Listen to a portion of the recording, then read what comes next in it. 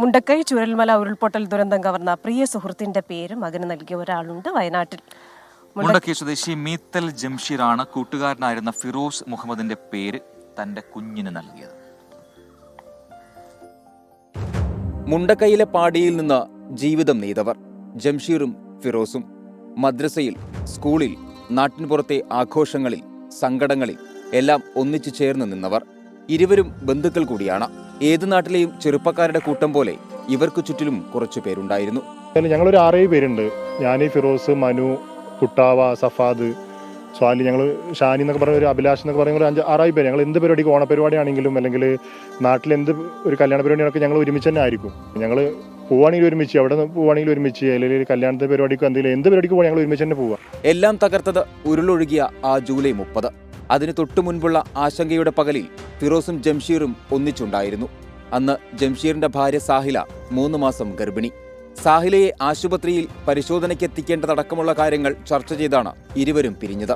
പക്ഷേ ഉരുൾപൊട്ടി ഒലിച്ചത് ഈ ഇഴയടുപ്പത്തെ കൂടി മുറിച്ചു മാറ്റിയാണ്.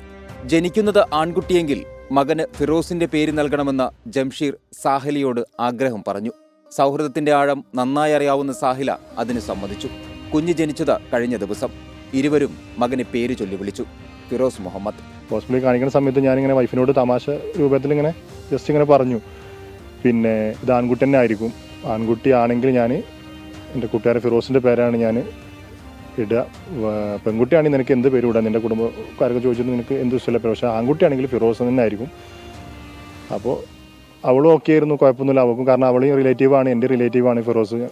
ഉരുളെടുത്തൊഴുകിയ പുഴ തകർത്തെറിഞ്ഞ മനുഷ്യർ എത്ര പേർ. ജംഷീറിനും ചങ്ങാതിമാർക്കും ഫിറോസിനെ നഷ്ടപ്പെട്ടതുപോലെ അറ്റുപോയ ബന്ധങ്ങൾ എത്രയെത്ര. ഓർമ്മകളിൽ നിന്ന് മാഞ്ഞുപോകാൻ കഴിയാത്ത നൊമ്പരങ്ങൾക്ക് അറ്റമില്ലെങ്കിലും തന്റെ പ്രിയപ്പെട്ട കൂട്ടുകാരൻ മകനായി ജീവിതത്തിലുണ്ടാകുമെന്ന ആശ്വാസം അതുമാത്രം ജംഷീറിന് കൂട്ട്. 24 വയനാട്. എന്തൊരു സൗഹൃദമാണല്ലേ.